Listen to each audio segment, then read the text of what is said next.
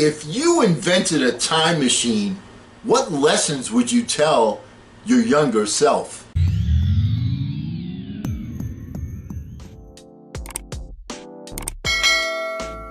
Hello again, everyone. I'm Eli's dad with Project Eli, where we educate, we lead, and we inspire. And I read an article by one of my favorites, a gentleman named Thomas Opung, 103 life lessons people often learn too late. Well, I don't want them to be too late for you, Eli, and for you people, other people that are listening. So let's get right into it. We're going to have a series on some of these. They're going to be short little blasts, and just take them to heart and see if you've already learned these lessons, and if you haven't, give it some thought. The first one is, how you spend your time is how you spend your life. Think about that. How you spend your time is how you spend your life. What are you doing with your time? What activities are you focused on?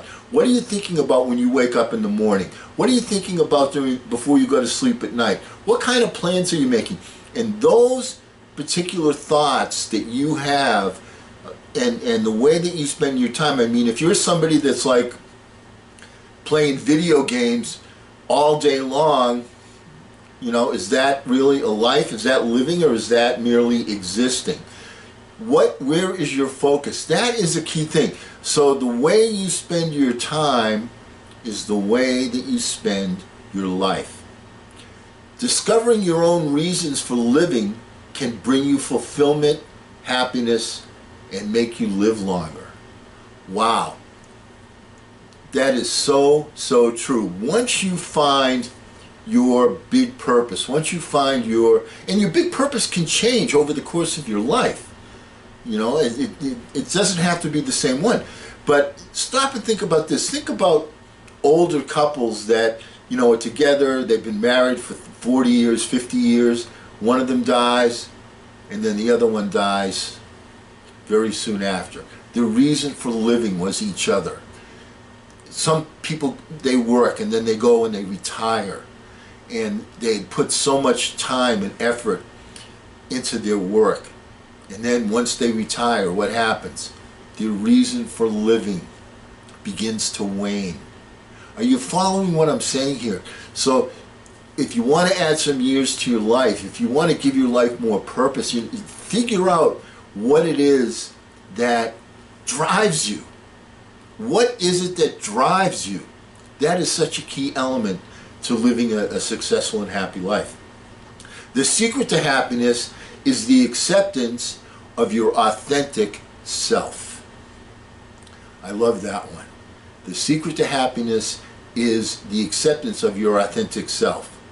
Stop and think about it. You and I and everybody advances over the course of a lifetime. I mean, just to give myself as an example, start off as a student teacher. Okay, I thought of myself, I'm a student teacher. Then I became a substitute teacher. All right, I'm a substitute teacher. Then I became the teacher, and then your identity shifts all the way along. Same thing happened in the field of, as an example, of coaching. Started off, all right, I'm a player, I'm learning. Then I become an assistant coach, I'm learning still, I'm helping with the things that I know. And then when you become the head coach, your whole persona changes. It's like, all right, I'm the guy, I'm the man, I'm the decision maker. This happens to everybody in all different walks of life. In one of the companies that I worked with, I walked in as a, you know, just somebody as a management trainee. All right, I'm thinking myself as a management trainee. Then I advanced to a position, I'm in sales. Then I'm in sort of a semi-position of sales and management. Then I'm a manager. Then I'm a divisional vice president. Your identity changes.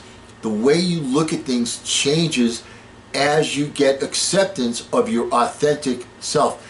And so many people just are seeking to become something that they don't really want to become, and they feel bad about it, and then they live an unhappy life.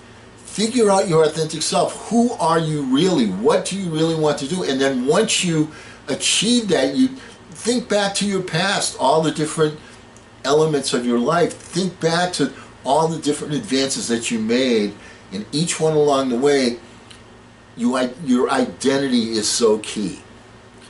The best investment you can make is in yourself.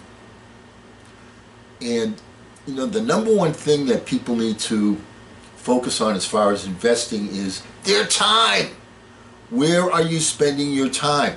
And if you want to advance in a position at work or in a social position, where are you spending your time? What investments are you making to improve your standing?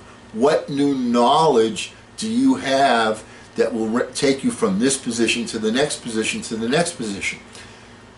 Specialized knowledge, especially in today's times, is so key because there's so much information out there, and if you can specialize in something, that is a major advantage.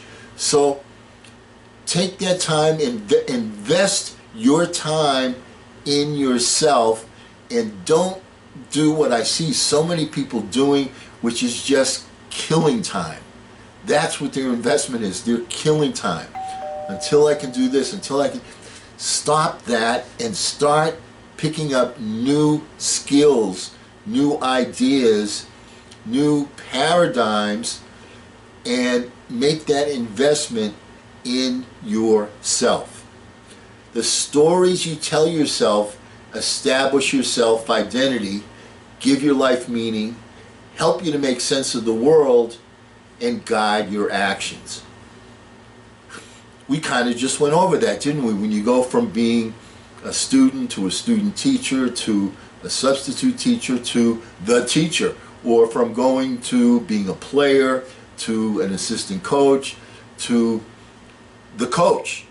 Your identity changes, or walking in as answering an ad to a salesperson, to a semi-management position, to a management position, to a divisional vice president. Your whole outlook, the way you see things, broadens out, and you get more responsibility. And when you have this broad perspective, it guides your actions in a much more judicious way. Think about that. And the final one for today is, don't think about why you question, simply don't stop questioning. The thing that gives life its juice is your curiosity, is figuring something out. Now, for someone like me, that might be learning stuff on the internet, on the computer. Eli, for somebody like you, that's like second nature to you. Oh, come on, Dad, you don't know how to do this, all right? And there are other things that I feel that way, and I'm saying, Eli, don't you realize that? You've got to continue to question. You've got to continue to have curiosity. That's what gives life its juice, its flavor, its meaning. And there are so many people that just, it's like playing poker. They deal you the 5 cards, and every single hand the person says, I'll play these. They never say, give me 2, give me 3.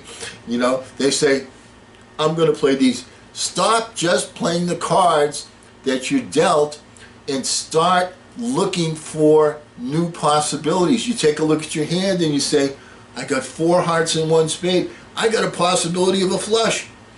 I'm going to get rid of the spade. I'm going to hope that I get a heart. Do you follow what I'm saying? You've got to figure out the questions, because the most successful people are the people that ask the best questions. Think about that. All right. And because we're never going to end a meeting on a philosophical note, let's get out there and charge! I'm Eli's dad.